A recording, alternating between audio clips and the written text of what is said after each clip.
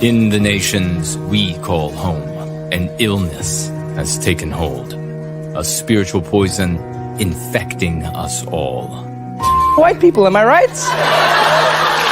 Damn white people are pissy about racism. A population taught to hate itself and assist in its own demise. When we say we want to kill whitey, we don't really mean we want to kill whitey. We do. Some white people may have to die. I'm confused on why that's so controversial. A people lost in an electronic dream, bereft of meaning and enslaved by guilt. The only way that you should ever actually be in front of a black king is on all fours, and that all black men should know that they are kings. Yes, goddess. You have to give all these brothers beats a kiss if you're really sorry. Go back down, come on. Do as you told, man. Go on, bow back down, man. This is a good white man, man. This is right. Understand. What happens when we no longer care? When we allow ourselves to be dominated by our victimizers? Our most innocent pay the price.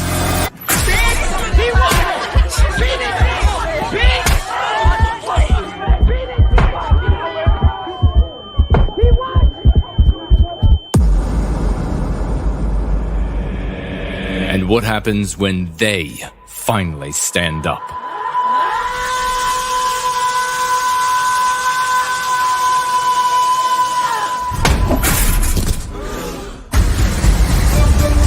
The most important story for the 21st century, in a time when we shall re-enter history, when we shall create a new world in our image, and when we shall finally reawaken and become heroes. Crucible, Child Patriot, American Victory by Köhne.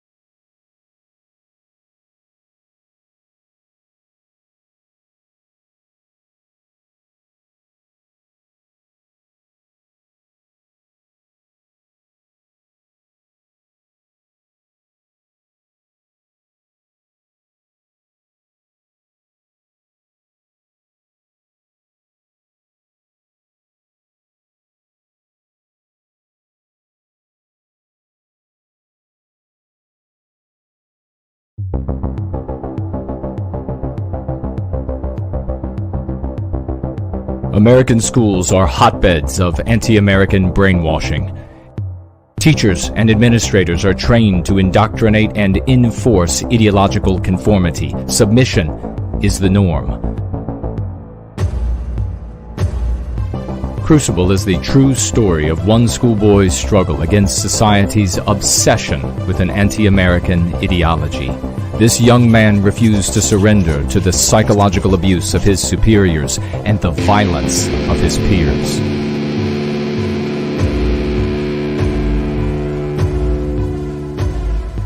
In Crucible, Child Patriot, American Victory, two visions of America collide. One is left standing.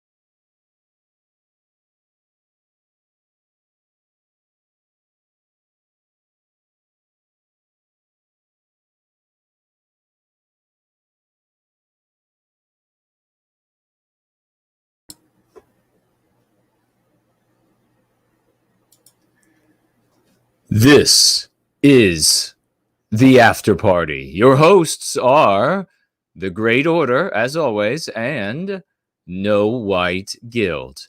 As for the crown winner of last week, the crown goes to Mary Carey for gifting a total of 50 White Wellbeing dollars. Thank you so very much, and a big hearty congratulations to you. In second place was Simon JJ, gifting 20 pounds from across the pond. Thank you, my dear brother, and a big congratulations to you as well.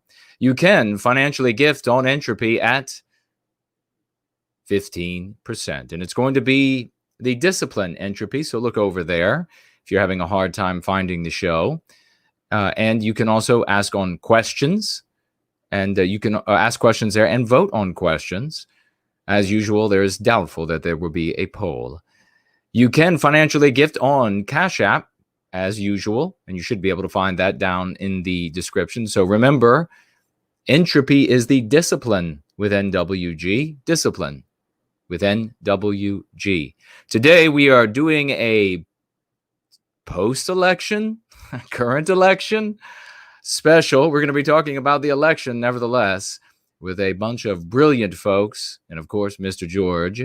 And we will be getting into that right now with our very first guest, Frody Midyard, and Mr. George will take over the conversation. Hello to you, dear Frody. Is everything going well? Hey there. Yes. It's good to talk to you guys again.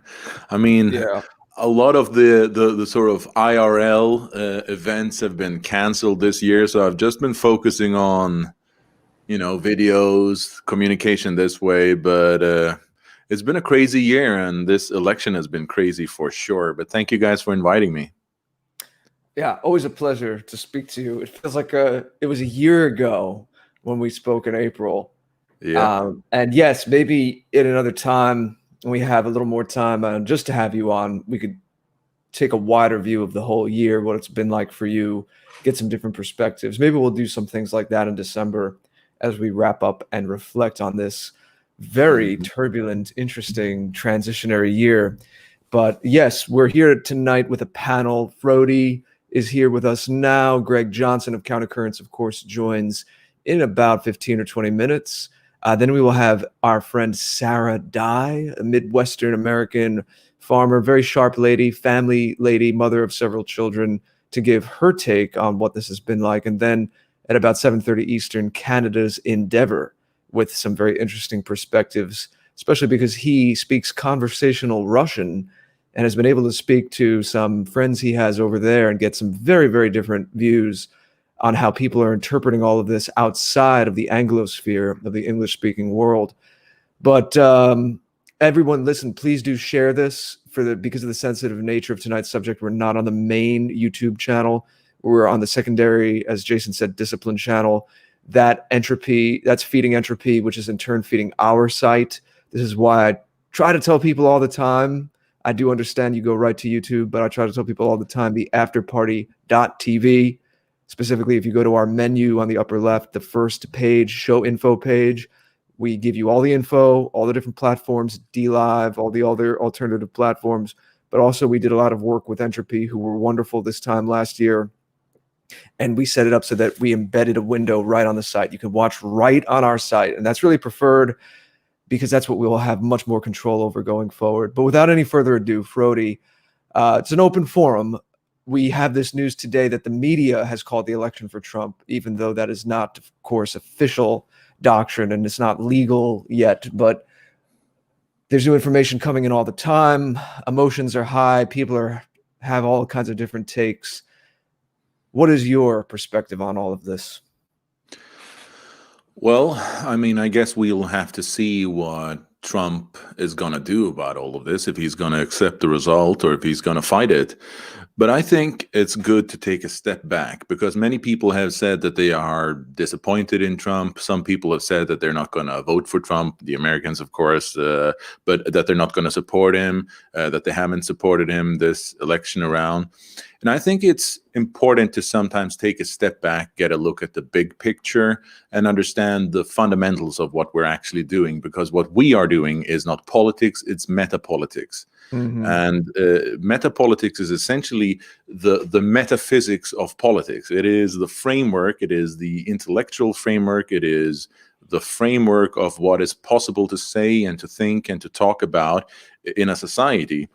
And one could say that there is a law of metapolitics, and that is that first you have to change discourse before you can change policy in a society. And that means that first you have to change how people think and talk before you can change how they act and behave. Yes. And I think a lot of people, they had false hopes going into Trump's presidency. And they thought that we can skip one step there, that we can go directly to changing policy. And I want to say something that I said to people already in 2015 and in 2016, that what we can expect from Trump, and or not Trump himself, rather the Trump phenomenon, because Trump isn't just a person who has been in office. It has been a lot of things, a lot of energy around him and around his campaign. And what I said is that we can expect him to discredit the left, that the left will discredit itself, and that he will raise a lot of our issues and make them the center of attention.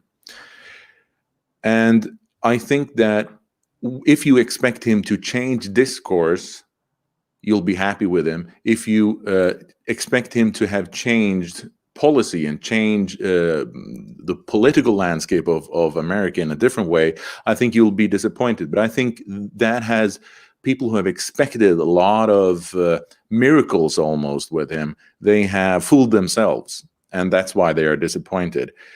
The first step is to change discourse. And Trump has changed discourse.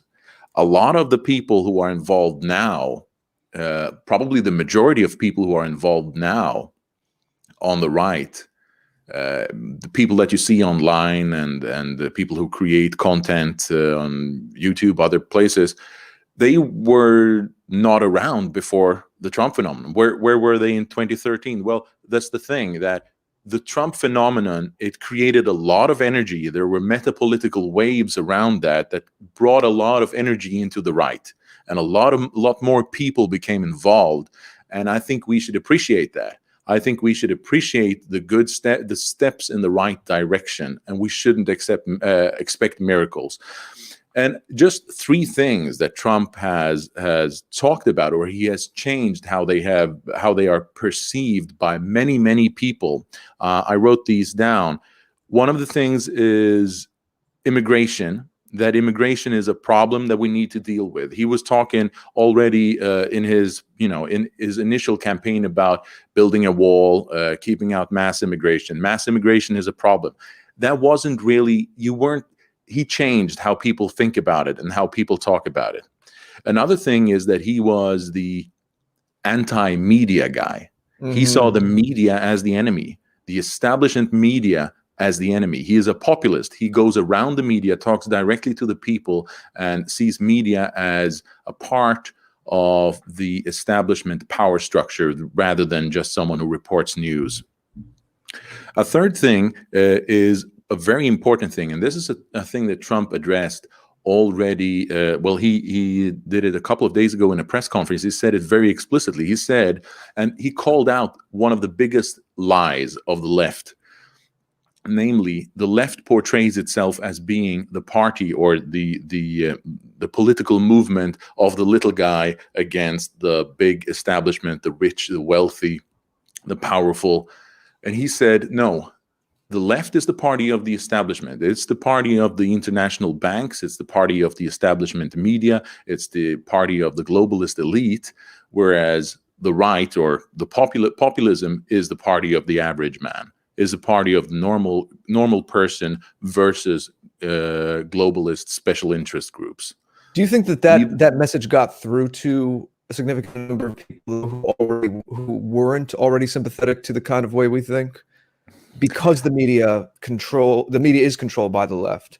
So he could say that, but it seems like most people are still functioning under that paradigm that even though they have corporate backing, the left is indeed, as you said, this posture they take of being for the little guy and all that.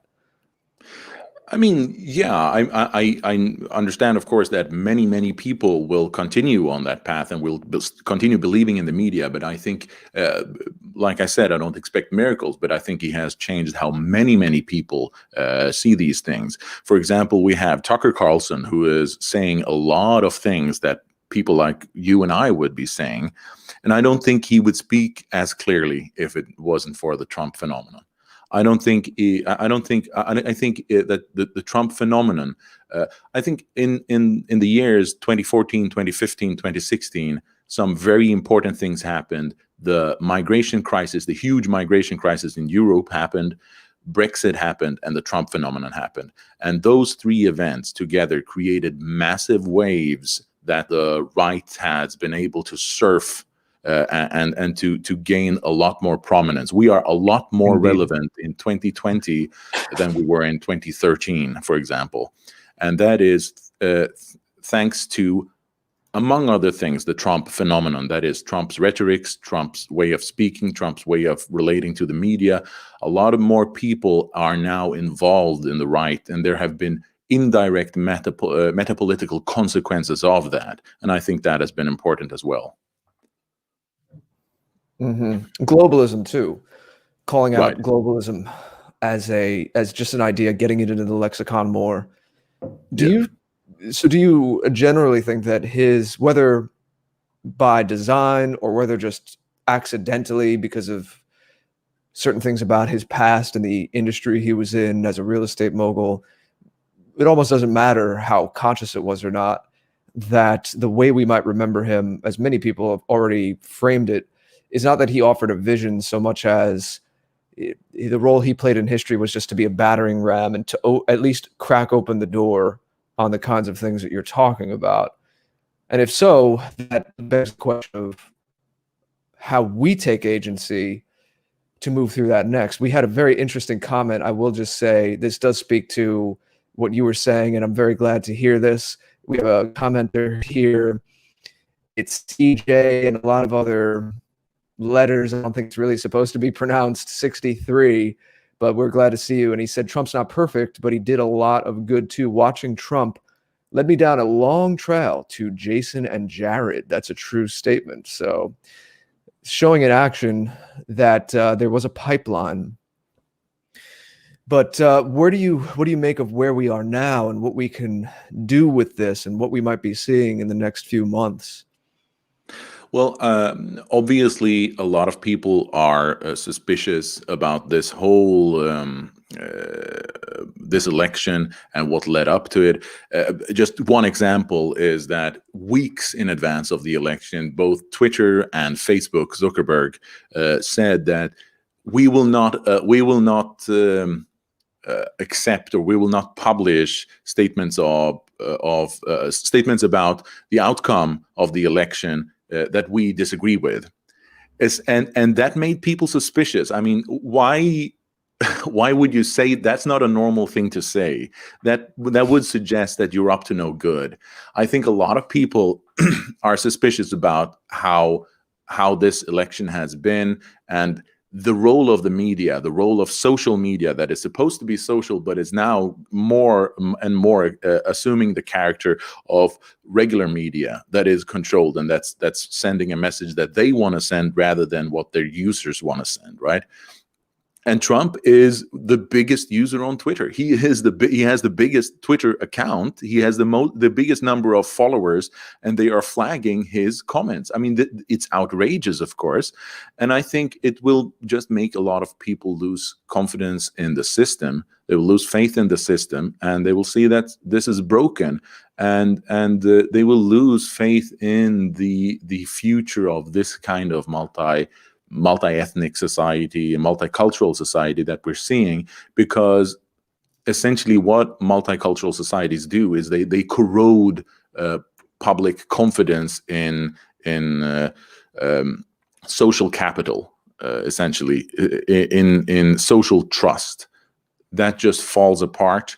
And I think that is, in a sense, a good thing, because that means that people will hopefully assume more agency for themselves and become more involved in their own life, rather than hoping for a savior, that some guy like Trump or whoever will come and save them. So I think that both steps have been to our advantage. First, Trump changing discourse and changing what we can talk about in society and what it's legitimate to talk about. Because even if the media say that this is bad, if the president of the United States is talking about it, it makes it sort of legitimate, right?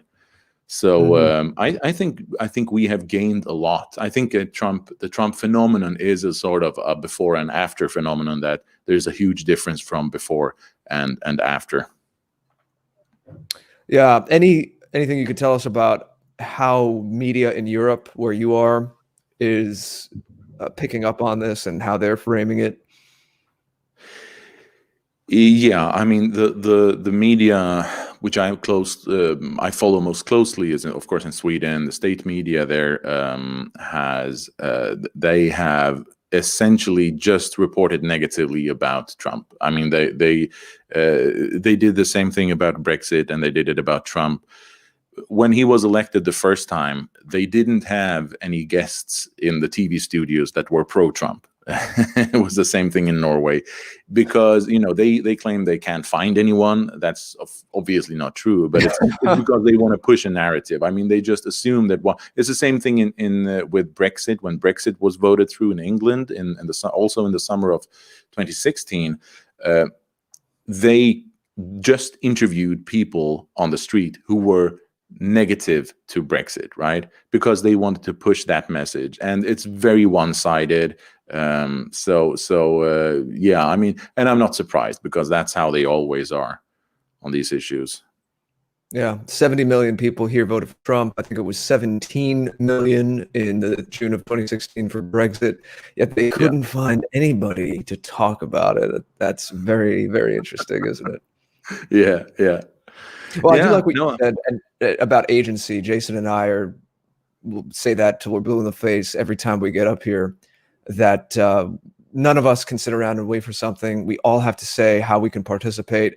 If you sit around and say, what are my talents? What can I do? Even if you start commenting, guys, on message boards, on other people's tweets, on our videos, it shows people need to see, you know how most people work. They're not alone, especially with something that is verboten right now. They need to see that there's others out there who think like them, and it tacitly gives them permission to get a little bolder in what they can talk about, what they can do in their lives. And it's a peer-to-peer kind of effect. So we all need to have that question in front of us every single day of our lives.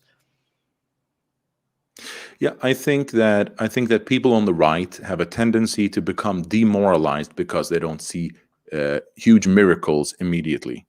And that's why I want to emphasize that all these things with Trump, etc., the Trump phenomenon. I don't want to talk about Trump, just a guy in office, right? I want to talk about the Trump phenomenon, all the metapolitical things around Trump, around the first election campaign, around his rhetoric, around what he has pointed out as problems. He even addressed the sort of critical whiteness studies or whatever, the things at the universities, right? Yeah. I mean, these kinds of things are important to get out there, to send a message that there are people who are opposed to this, and that these are elite projects, that there are some people who are opposed to the elites, that the media are a part of they're the bad guys, right?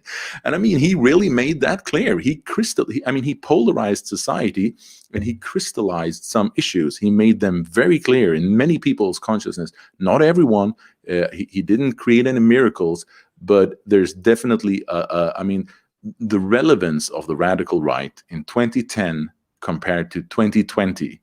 The difference is enormous.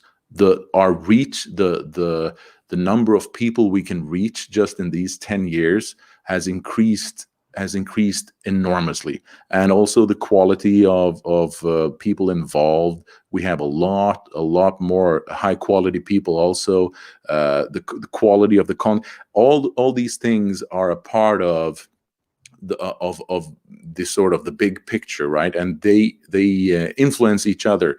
Things that happen out in reality when issues like immigration are discussed, when they are mentioned by people like Trump and other politicians, people become more interested in those issues, and they go to us, to people like us, and to Jared Taylor and to Kevin McDonald and other things. So we have to understand that these things are all small steps in the right direction. And we wouldn't have gotten those steps if it wasn't for Trump and some other things as well. But I mean, so we just have to understand that these things that happen in the big league in politics, it influences things in metapolitics as well.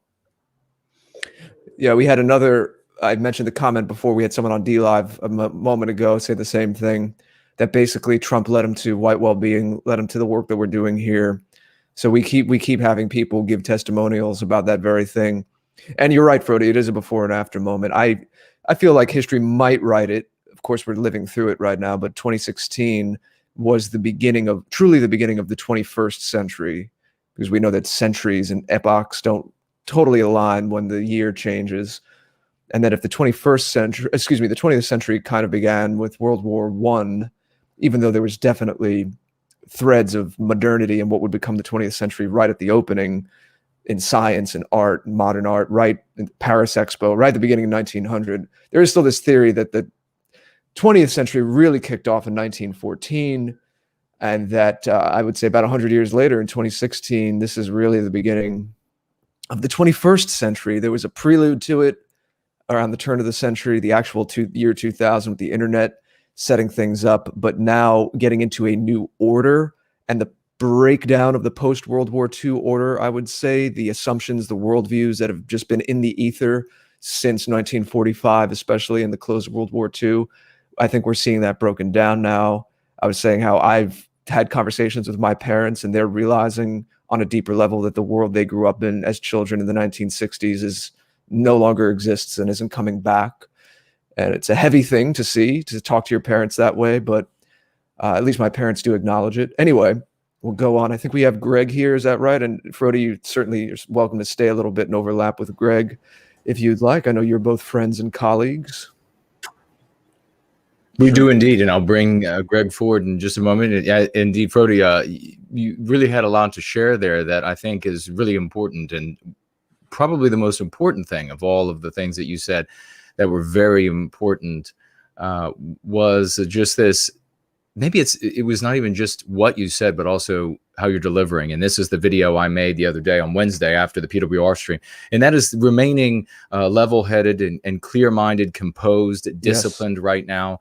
We have to remain bold and determined and tenacious, and we have to continue down the path to white well-being that we're on, irrespective of how tumultuous and turbulent the world is around us. And there is no mistaking, though, that with the challenges right now, with the things that are going on in the United States, the government, the courts, that this thing could go either way. Who knows?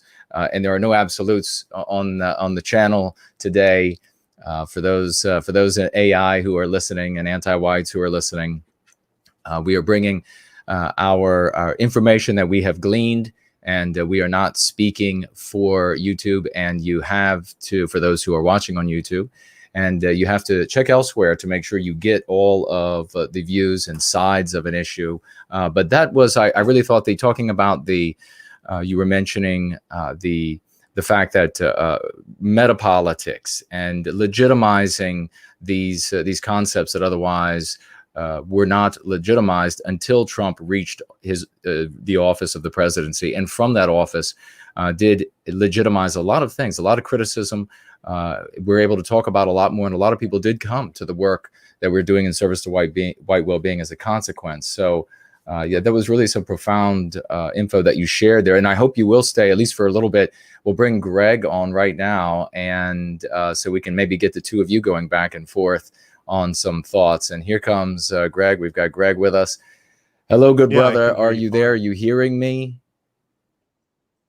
Welcome to you, Mr. George. Did you? I don't have much to say except welcome, Greg. It's always good to speak. It's been a little while, and we thank you for your time tonight.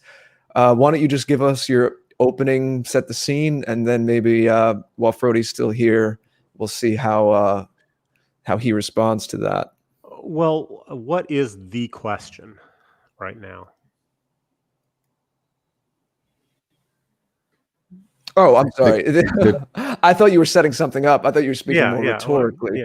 It's a real question, not a rhetorical question. I mean, what is the question that you want to deal with right now? The question is admittedly, it's open. It's essentially just either personally, even in your own life, or of course you are someone who takes a step back and analyzes the current state of affairs, is how you're framing all of this mess of the US election, and then perhaps some thoughts on where things might be going in the next weeks and months.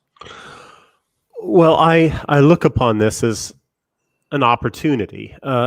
It could have been a very bad outcome. The worst possible outcome would have been some sort of blue wave where the Democrats feel like Trump has been repudiated and they can change the rules in the Senate and they can pack the courts and they can admit, 30 million illegals and open the borders and add Puerto Rico and Washington, D.C. estates and on and on and on. That would have been a real nightmare scenario. They could have taken huge bites out of the First and Second Amendments. They would really go for basically a one-party left-wing state. That's not going to happen because it wasn't a massive repudiation of Trump. Trump got more votes this time than he did the time before. The fact is that the Democrats spent twice as much money on this election as Trump did. Trump had the advantages of incumbency, but he also had the BLM riots, COVID, and an economic depression. He had 3 crises on his hands. And that's enough to negate the advantages of incumbency. And still he won. Fair and square, he won. And now they're stealing it from him. It's very obvious that it's being stolen. He's not your typical Republican. He's not going to lay down for this. He's not going to be gracious and magnanimous and let the election be stolen in the name of protecting democracy or whatever stupid rationalizations people like Richard Nixon gave. He's not going to do that. So this is a great situation.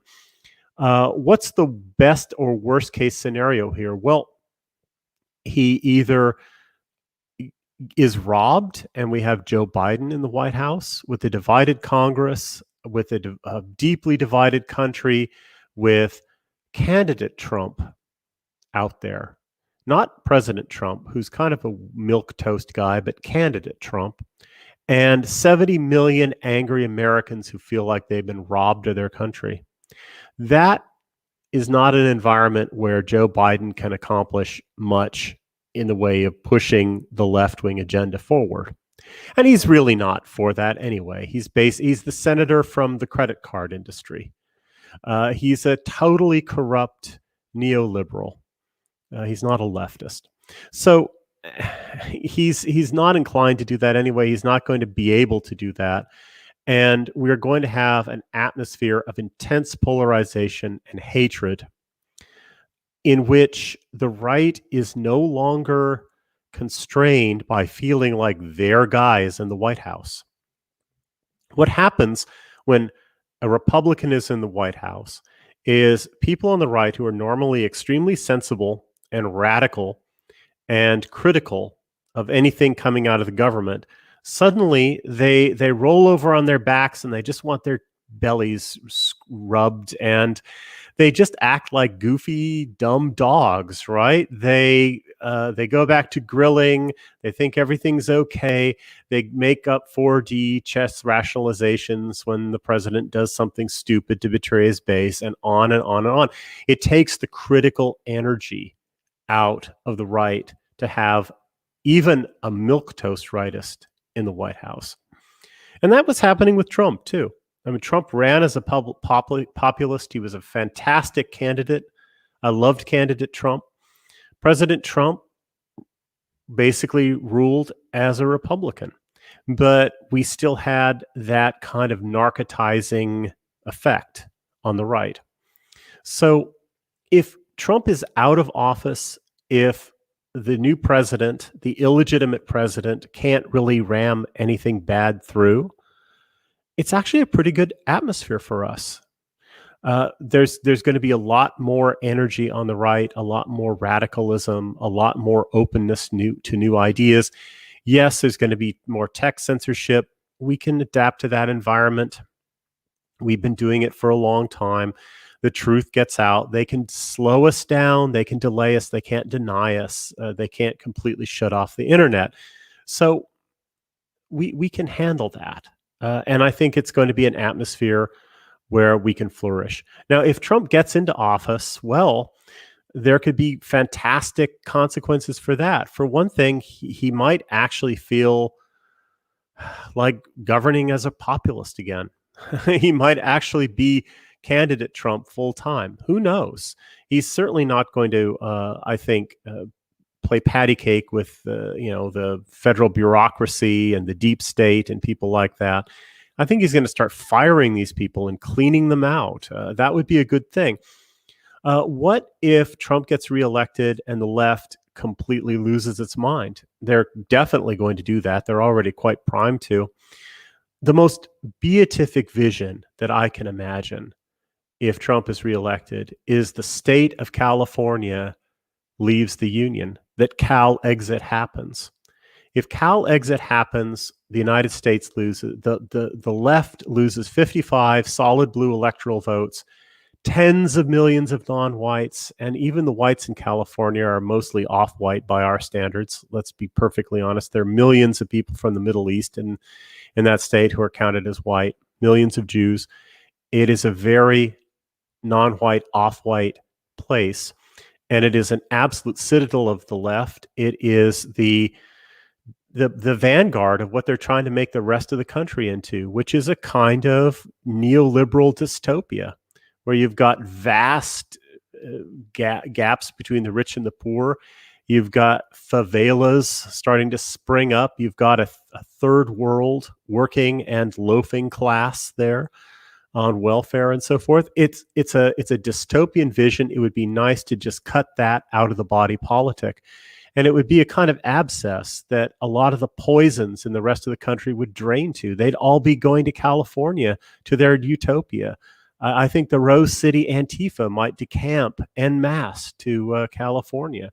It would give the rest of the country a generation, maybe, just in terms of changing the political balance and the ethnic balance and just the feel of everything. So we might be able to get things right. So there are a lot of possibilities if Trump gets back into office. And there are a lot of possibilities if he is robbed. But the worst case scenarios, I just don't think are going to happen, because I don't think Biden will have the political power or the legitimacy to make it happen. Frody, while you're here, anything you'd like to add to what Greg is presenting? Yeah, I think those are all wise words. I think furthermore, in terms of how attitudes are going to change, is that we see now a lot of people who think that there has been foul play. They have lost faith in the system in total. And added to that is the coronavirus shutdown of society in many parts of the West, of the entire West. You can walk around cities in Europe and capital cities, and they are ghost towns. Restaurants are shut down permanently. People who in normal situations have a job are begging on the streets. They're begging for money on the streets. People have suffered enormously because of the shutdown. And when people suffer financially, they are less prone to accept nonsense. They are less prone to be willing to, they're less willing to give away money to people coming in from Africa, for example. In times with massive financial problems, when people can't pay their rent and when people can't buy food, you will see dramatic changes in people's political attitudes. And I know that a lot of people in America have also suffered financially because of the shutdown of society in many parts, because of the coronavirus. And if you add the idea that the elites are completely corrupt, that the system is broken, and that people are suffering financially and they've just had enough, I think that we can predict that there will be huge changes in political attitudes in the years to come. And I think that a lot more people will be interested in what the right has to say and what the radical right has to say. And so I predict that there will be an increasing interest in our message in the years to come. And I think that is the most important result of all of this. Mm-hmm. But yeah, I want to thank you guys for inviting me. I have to run. I know you guys will have a great conversation also without me, but thank you so much for inviting me to your channel again. And I wish you all the best. We wish you the best, Frody. Thank you for appearing with us. Okay, thank you. Thank you, Promethean Frody. hails to you. We'll speak soon. Well, Greg, I certainly share a lot of your frame to always look for the opportunities. We always talk about that, and personal agency especially. But just to represent some of the questions that may come in from the chat here, I'll put this to you. To what degree do you think it's possible? Obviously, this is not going to be a new concept to you. But I know it's easy to get into kind of at least, conspiratorial area with this. But the idea that the Democratic Party is split, I heard you speaking about this earlier with Full Moon Ancestry. Always great to hear you all on the Writer's Block on Saturday afternoons on DLive. How there could be an advantage here, too, that there's camps, of course, within the Democratic Party. There's always going to be that to some extent, but now it's really accelerated and exaggerated.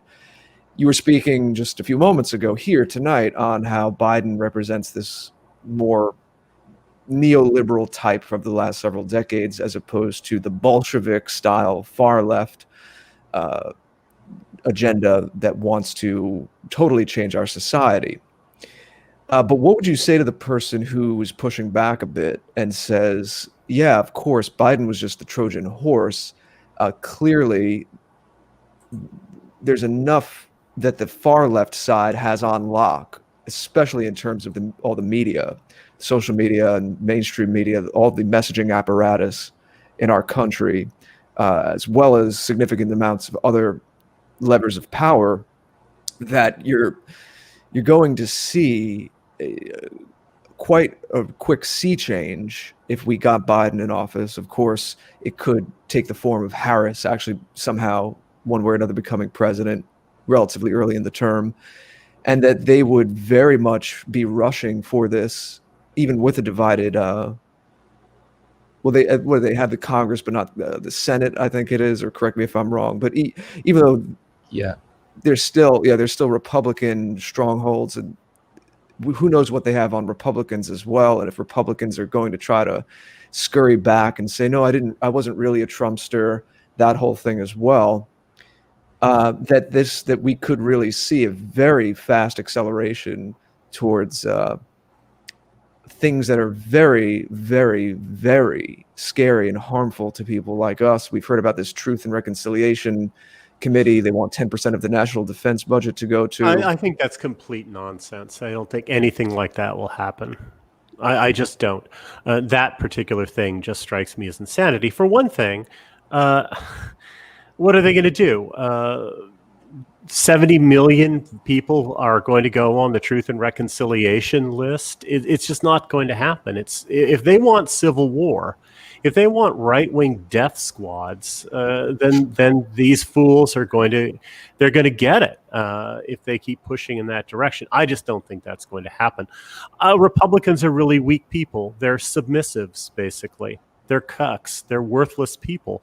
But they do put up a show of opposition, and they do still have their donors. They do still have their interests. They do still have their little careers and their petty ambitions and so forth. And they're not going to make it easy, for the far left to do anything. I think that Biden is a Trojan horse kind of candidate. I think Kamala Harris, though, isn't significantly far to the left. She's basically brown Hillary. Just a sociopath in pantsuit, in a pantsuit, and a narcissist, a sociopath, extremely ambitious, bitter, mean, petty person. But I don't think she's got terribly deep principles. I don't think she's a committed leftist. So she's basically from Silicon Valley. She's a creature from Silicon Valley. And they are the pinnacle of the neoliberal mentality. The left-wing oligarchy is what they represent. And I think that, well, that's not as threatening as the far left. And frankly, I think the far left is going to go into opposition mode against them. They're already starting to telegraph that move. So, if they think that DLM and Antifa are going to just magically stop rioting now that Joe Biden's in office, I don't think so. These people have tasted blood. These people have been, coddled for 5 months now. They're not going to just pack it in. So I honestly think that if Biden steals the presidency, he's got BLM, he's got an economic depression. Let's just use the D word. That's what we've got. An economic depression. You've got wave 2 of COVID. And you've got a major legitimacy crisis. That's 4 crises he's going to have to deal with. The idea that when you're in crisis management mode,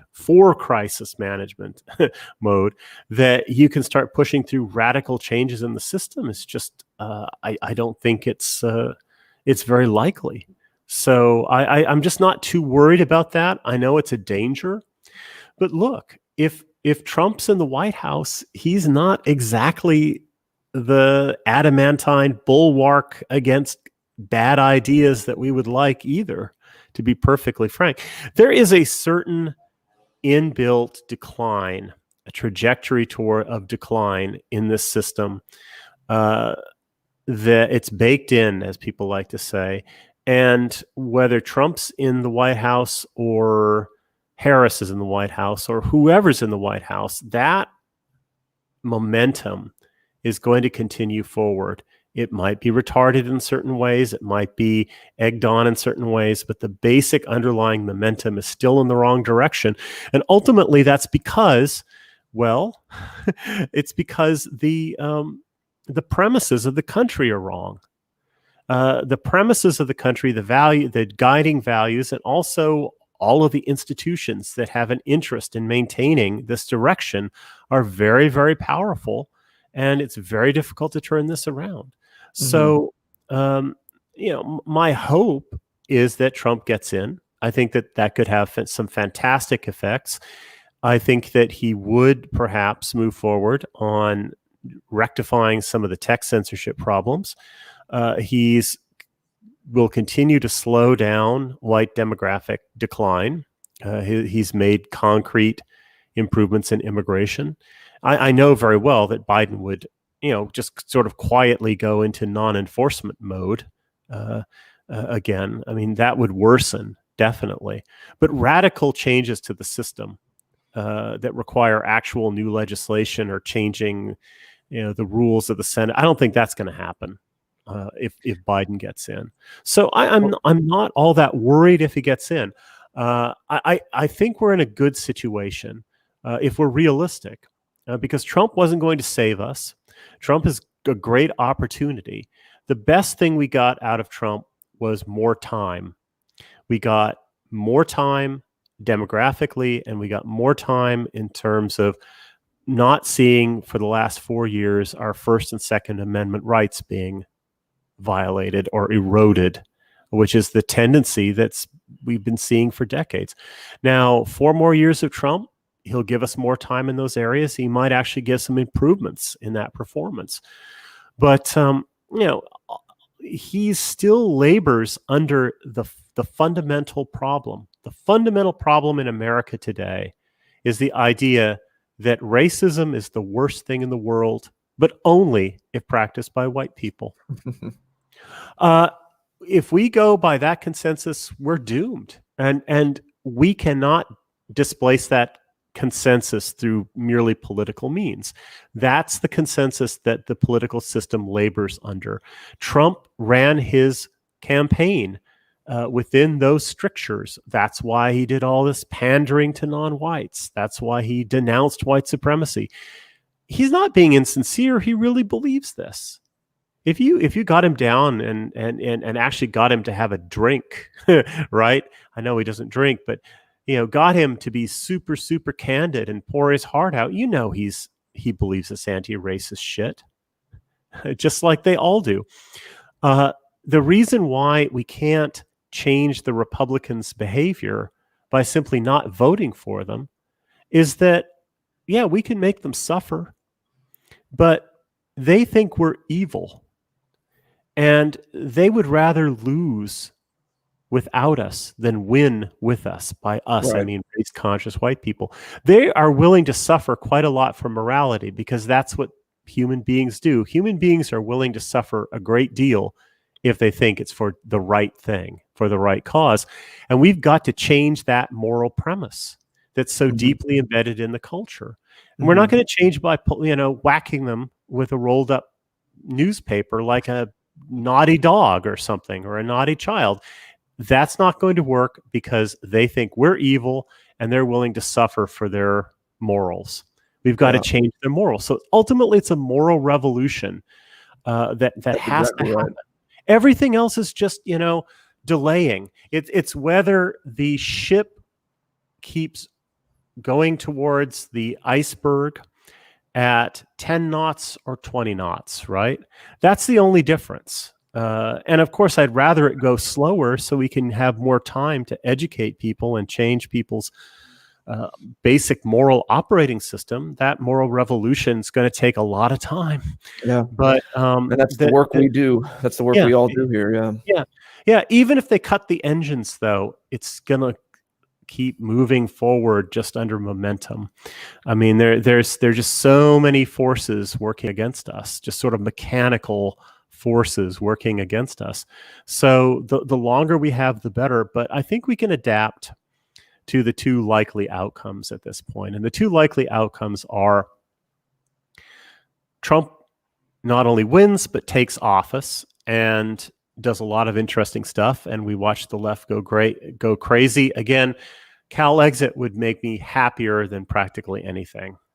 Happier than Brexit, happier than Trump getting elected the first time. That would be fabulous. But the if U.S. Trump government would give up that territory and access to the Pacific Ocean and nuclear bases, army bases. Yeah, I think so. I think that not sure. I think that could be done. Empires have downsized before, and I don't think we've got the heart in us for a nuclear struggle or a war over something like that. And here's the thing: in their heart of hearts, every Republican, even the worst cucks, are going to be thinking, they're going to be calculating, what could we do without those 55 deep blue electoral votes, right? It would be a huge boon to the right, even the cuck right, if that happens. So I think that could happen. But I mean, that's just a fantasy, right? but it's a really appealing fantasy. But anyway, if the other thing happened, if we had divided Congress, a weak and senile old duffer under a cloud of illegitimacy, candidate Trump roaming around out there with 70 million angry voters and 4 crises to manage, I just don't think that that's an environment where things are going to be moving radically in the wrong direction. I think it's an environment where we have a great opportunity to get things moving radically in the right direction. That it's a great opportunity for creating that populist nationalist consensus. We have a strange system. Okay, there are various studies of voter patterns that have been done, and the numbers vary with the questions, obviously, but there is a very, very solid block of people in the United States who would be described simply as national populists. And by a populist, what I mean is this. They want an interventionist state, including a welfare state and programs for the elderly and things like that. An interventionist state that takes the side of the working class and the middle class against the oligarchy. Excuse me, one sec. They want that, and they also have fairly conservative social values, and they want a serious country. That's about 40% of the electorate. That's the largest single block of the U.S. electorate, could be described that way. There is not a single party in this country that will represent those people's interests. The Republicans will say, well, we'll give you your conservative values, at least they dangle that, but it's always with free markets and globalization and trying to cut entitlements and all that Republican nonsense. The Democrats will say, yes, we'll take the side of the little guy against big business, but they always want to package that with ultra-left social values. And what happens when the Democrats get into power is they always find an excuse really not to intervene on the side of the little guy. And instead, they're all for globalization and big business and ballooning fortunes and things like that of the 1%. But they will deliver the social liberalism stuff, right? Because that's what the elites want. The elites are exactly the opposite of the masses. The masses are socially conservative and economically interventionist. The elites are business friendly, especially globalist business friendly, and culturally leftist. We have a left-wing oligarchy, as Jonathan Bowden called it. And you said there's neoliberalism is. Studies. There's been studies of voters that you've read about. Oh, yeah, exactly. And the number of people who actually agree with the neoliberal consensus of left-wing values and being pro-big business is minuscule. It's tiny as a percentage of the actual voter base, but they control the agenda of the country. That's the elites. So the Democrats will deliver their left-wing value stuff, and they'll find a way of stiffing working class people when it comes to protecting them from globalization. The right, when they're in office, they always find a way of giving the oligarchy more globalization, open borders, tax cuts and stuff like that, but they never give the people the conservative values. And so we have this steady drift towards ever more left-wing, hyper-oligarchical inequality. And that's what neoliberalism is. It's that drift. Meanwhile, working class and middle class people are impoverished. They, their votes are stolen by brown ringers from across the border, and their jobs are stolen or their wages are lowered by brown scabs. That's how it works. And but the fact is that if one could build a coalition based on populist voters plus people who are what you can call market skeptical conservatives, there's a very large number of conservatives who are skeptical of the free market stuff. It's in fact, the majority of Republican voters don't want to see cuts to entitlement programs. They're at the complete opposite end of the Paul Ryan types. You put together market skeptical conservative types with populists, and then you get the moderate left, people who want the interventionist state and aren't strongly committed to like ultra left values. You're talking 70% of the electorate or more. That kind of coalition has no political voice. How much do you think the electorate is a factor in that the elites, all the halls of power, the media, the finance is all still the vast majority in this leftward drift that you speak of? Yeah. I mean, what we've got is liberal democracy is a brilliant system, two-party liberal democracy in the American system. And really, the American system was sort of copied in Europe after the war.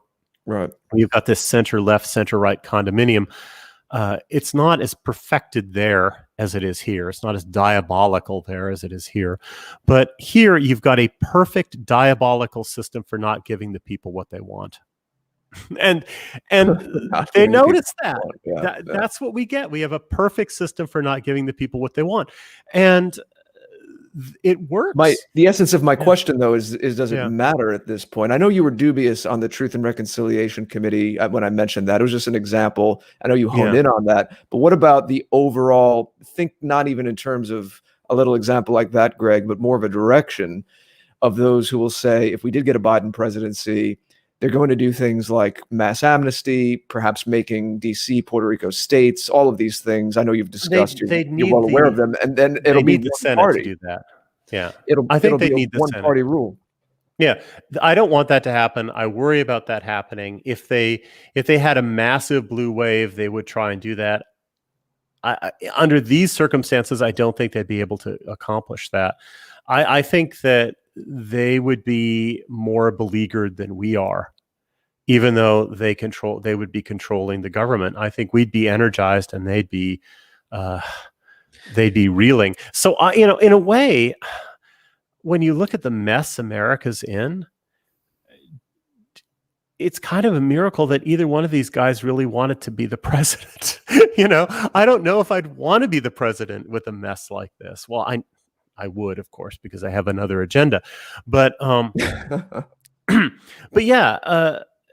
here's the thing. Technically, we still have popular government. Obviously, it's being stolen right now through voter fraud, but nobody in power is willing to say yet, you people are our slaves, and it doesn't matter what you want or what you think.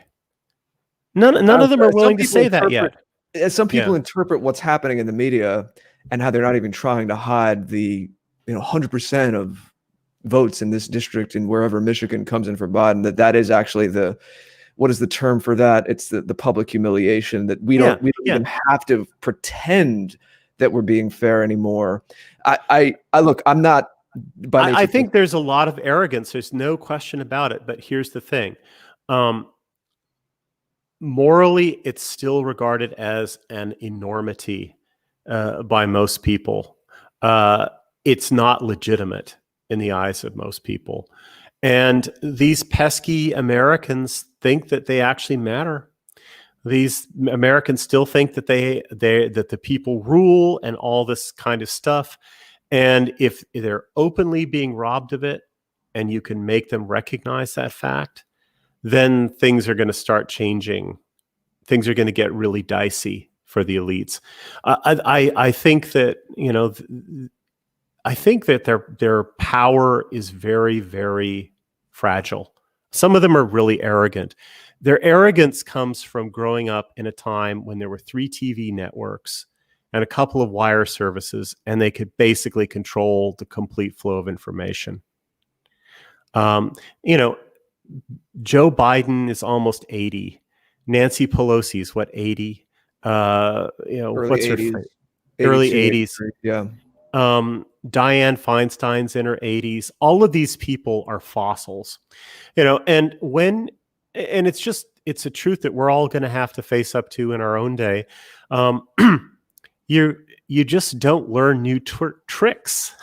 The older you get, the more you seem to default to like earlier programming. These people mentally live in a pre-internet world, which is why I think the Democratic Party thought they could put up basically somebody who with about the intellect and personality of a ham sandwich and get him elected just by, propaganda and vote stuffing. They could have done that, in the pre-internet era, and it would have sailed through, but it's not going to fly. So, I mean, they don't have quite the neuroplasticity, I think, that they need to come to grips with what's going on. And I do think that it is possible to have a populist, nationalist, uprising in this country, Trump was like the first tremor of that. And populism has had its day in the United States, waves of populism from the 19th century. You had John Anderson, you had Ross Perot. That was an interesting phenomenon. Ross Perot got, 19% of the vote in 1988? So that is something that the two-party system manages to contain it. But if the two-party system becomes delegitimized, and they're very, very perilously close to delegitimizing themselves, then perhaps we can see a realignment, the emergence of new political blocs and parties. Yeah. We have to take advantage of that delegitimizing what's gone on, changing the Republican Party. I still fear that even if they don't quite have the House and the Senate, that they have enough Republican Congress people and senators who'd want to come begging back. No, I wasn't really into Trump, and then kind of do their bidding and still make their moves towards a one-party state. But we are at the top of the hour, Greg. So I think we have another guest lined up. Oh yeah, Always appreciate your thoughts. Definitely stay safe, stay well, and we'll speak soon. Yeah. Thank you for having me on. And thank you for your thoughts, Greg, and we'll talk soon, brother. Bye. Thanks so much. Bye-bye. Bye-bye. All right, everybody. That was Greg Johnson. And now we have Sarah Dye with us, the wonderful Sarah Dye. Let me bring her forward. But before Sarah, just hold tight. Hold your breath for a moment. I'm just going to say a few quick things. The first thing is that Greg was giving his opinion when he was saying, and based on information that he's received, about whether or not the election, whether or not there's any fraudulent votes cast. And that's not the position of this channel, or the owner of this channel on YouTube. And so it is an opinion, and you have to research this for yourself. Certainly, Republicans are going to be saying that there were fraudulent votes cast, and Democrats are going to be saying that there were not fraudulent votes cast. So this is an ongoing situation.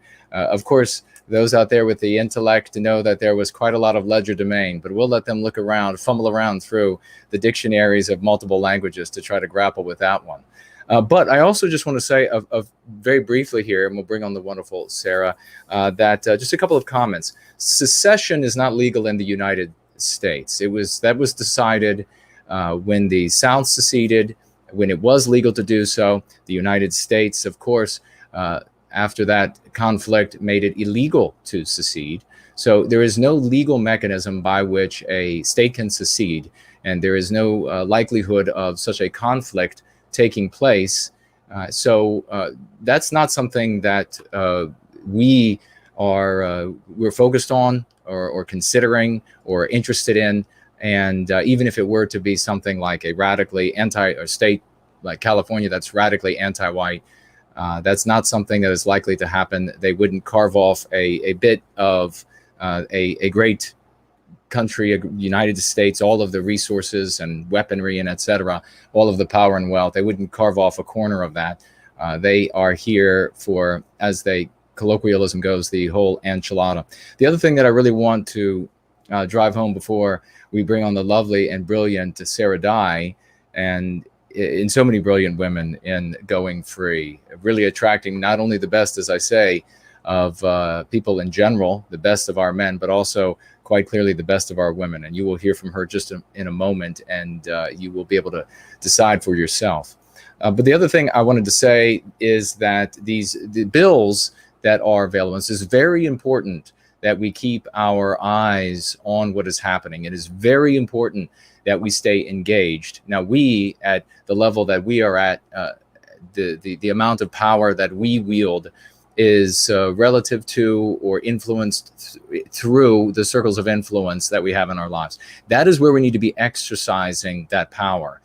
And you do so for various reasons, not the least of which is because when you take on a challenge that is beyond your means, you become depressed, and there is already enough depression. You can, however, participate in many different ways with the political process right now, with the rallies that are going on with your family members. You can participate, because this I will tell you, even though Greg is right about there being 70 million people who have voted for Trump and objecting to the anti-white, under the name of Democrat in this case, domination of the United States.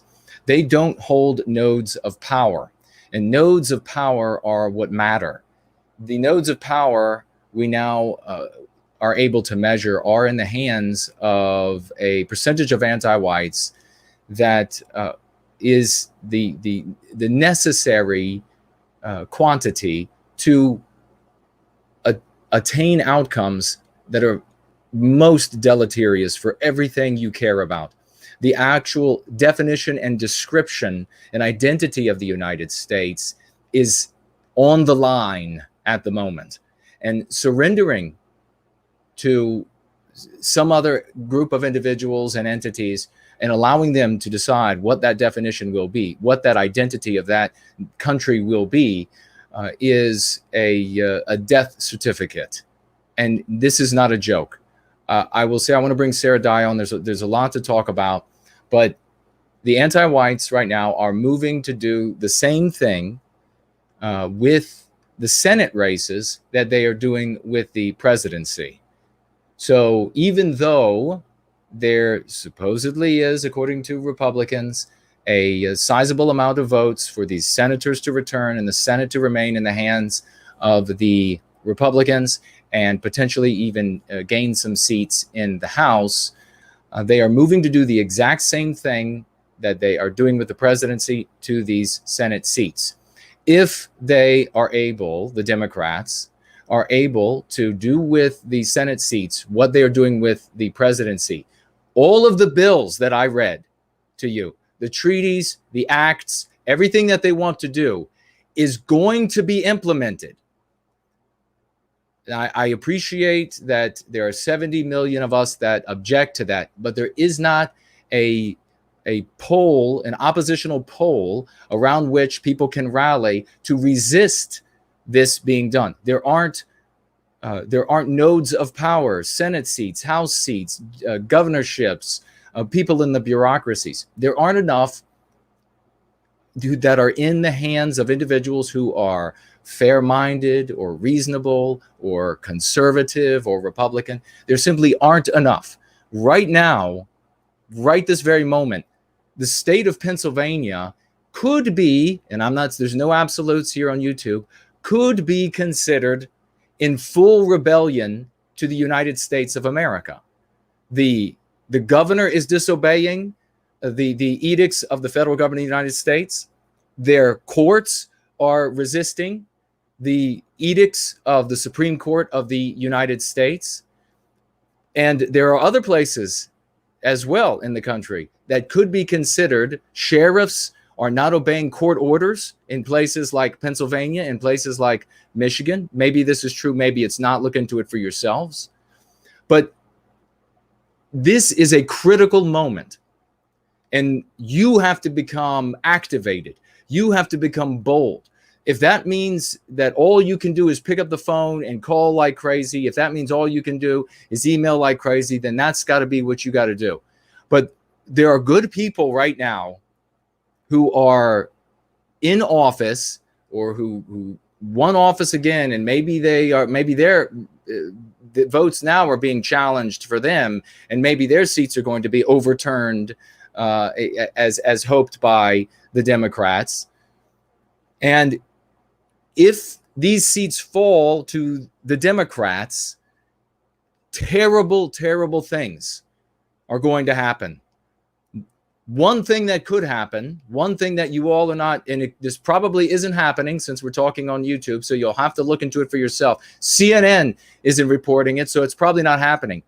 But there are plenty of stories that people are claiming about elected officials, their families, their staffs, their families being attacked daily in the United States. Their homes invaded right now. And this is with police protection.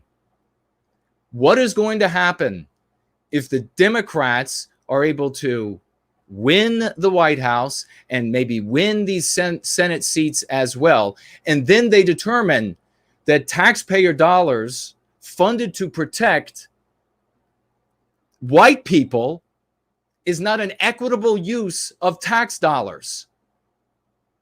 Who is going to then serve you in the federal government when their families are being attacked and the police will not protect them because it's not an equitable use of taxpayer dollars since they are white, or since they stand up for something that will inhibit an anti-white's ability to inflict injury on Western kind and Western civilization? This is a critical time. We need to have sang-froid. We have to remain composed. We have to be level-headed. We have to be disciplined. And we have to move forward with determination and bravery against what is being done by anti-whites to Western kind and Western civilization, misguided or whatever the hell they are. Now is a critical time in the history of the United States. And you can argue that it meant that whatever the definition of the United States up to this point was just pretense, that much of it was already vacuous or hollow or what have you. What matters is what's going to be in the minds of the people and those who end up holding power uncontested in the United States. Are 100 people going to get out? Are 1,000 people going to get out with no nodes of power into the streets to object to a President Biden, a President Kamala Harris, and the edicts, the sort of bills and treaties they want to put forward, and the police gun them down? And then what? So now is the time that we have to get, Greg was right about opportunities. There are a slew of opportunities that are available to us, and we have to make use of those opportunities while we have the time to do so. I'm gonna pass it over to Sarah. I want to say this. This will pass. This hardship, this acute hardship is going to pass. And every single one of us is going to look back on ourselves. Be the men and women that you will be proud of. And I pass it over to Sarah. How are you doing, dear lady? Hello. I'm doing well. Thank you for having me. Well, God bless you. Thank you for being with us, especially right now. Mr. George, please. Oh, just welcoming our fine guest, Sarah Dye. And yeah, we just wanted a variety of different reactions to this. You can take it anywhere you like, whatever you feel most passionate about to share with our community here. It could be more personal, how you and your family are digesting this. But you're of the earth, a good Midwestern American farming family. Everyone, please, if you haven't, go check out on our archives on our websites our wonderful conversation with Sarah back in June, her first appearance on the After Party. She's also been with Jason on his weekly Sunday Going Free stream. But Sarah, whether it's personal, whether it's a bit analytical, whether it's a little mixture of the two, please share your thoughts and we'll take it from there. What are your first thoughts about what is going on right now? Oh, well, that's a big question. I feel like myself and a lot of other people are kind of holding our breath right now in a lot of ways. And I guess for me, I am reminded of, a hot Indiana summer day when a storm is coming in and you can kind of feel it, but it's, it's coming closer, but you're not exactly sure what kind of a storm it's going to be. You don't know if it's going to cause flooding or hail damage or perhaps a tornado, but there's, kind of something coming. And so you're sort of kind of in a stillness, I suppose, and trying to stay calm, trying to be proactive, battening down the hatches. I guess that's kind of how I feel. And I don't know, some people might say we're in the storm now, and I guess we sort of are, but I think that there's a lot of uncertainty happening. And I guess for me, I would say, just to summarize what I've seen with this election and the campaign throughout 2020, is that this has been and still is the election of anti-whites versus white well-being. And I say that because it has been so clear from the words that these people are speaking and the posts that I'm seeing, and just kind of sitting back and observing from all sides, kind of staying objective. I see that the majority of the people who are wanting Biden for president are vehemently anti-white. They are the type of people who are, thinking that harm should come to people like us who hold thoughts and opinions that they disagree with. People like us who want to live peacefully and in harmony in our communities, and who don't want to raise our children feeling guilty and depressed and hating themselves. And so yeah, this is the election of anti-whites versus white well-being, if there ever has been one. It's so clear. And I know that there are a lot of Trump voters who have no concept of what anti-whiteism is or white well-being, but I do feel like they know it deep down. And we have people who are wanting Trump to win who obviously are non-white as well. And a lot of people have woken up this year. I really do believe that this whole entire saga of 2020 has been just hugely eye-opening for a lot of people.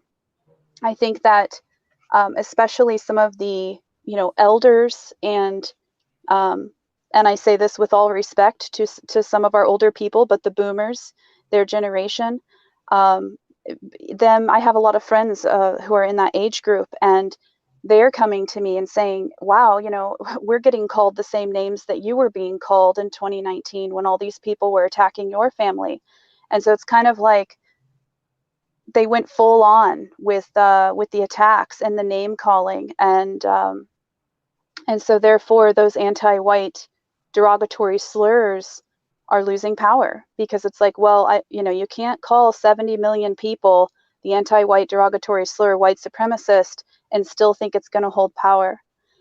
So all in all, I'm feeling more positive than negative, but I'm also kind of just bracing myself because there's a lot of uncertainty. So, I mean, that's kind of a quick summary. I could probably go on and on, but I don't know if you had any other particular questions. What do you think some of the openings may be? You spoke very well to this when you were on the after party back in June about, even amidst chaos, we don't deny that there's a lot of chaos. There are people going through real pain right now. As Jason said very wisely earlier on a few minutes ago, we have to anticipate what may be coming down the pike and prepare ourselves for it.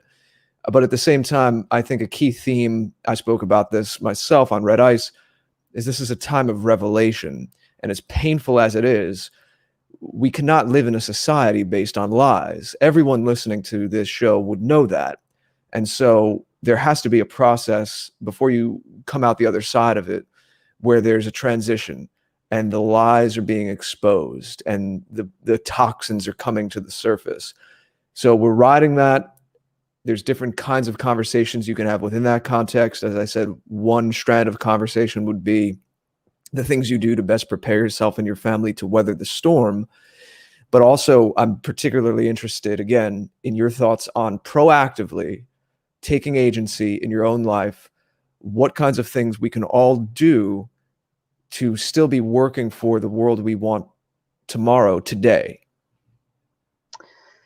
Yeah, well, I live in a small town, and my biggest suggestion would probably be for people to try to get involved in local politics. I'm keeping an eye on what's going on in my county, and I will tell you, I'm seeing the same names of people who went after our family so horrifically, and they are,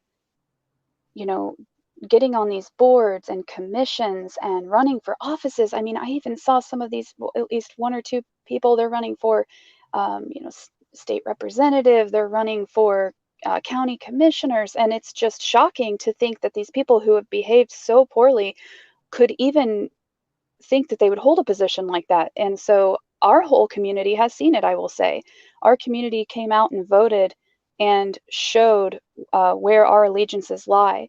And that's in the percentages and that's in the numbers. And they, fortunately, a lot of these people who were running did not get elected, but it's only a matter of time. So I would say getting involved in local politics, or even if it's not political, but it's just sitting on a board or any kind of commission or something like that, that would be my first recommendation. And just paying attention, because I'm seeing in my local community, just to use as a kind of microcosm or example, a lot of the things that people are trying to push here, these anti-whites, they're pushing it without the rest of the community paying attention. I think a lot of people are just so busy and caught up in their lives trying to survive that they really aren't paying attention. So I guess that would be the first recommendation. Pay attention, try to get involved, and show up to meetings and make your voice heard. And I would also want to tell everybody listening too that I think that, at least from my perspective, what I've seen is that the barrier of communication has been broken down in a good way, where I'm seeing a lot of people, like I said before, starting to notice more and feeling more comfortable talking about the things that they've experienced with anti-whiteism. And even the word anti-white is becoming more known.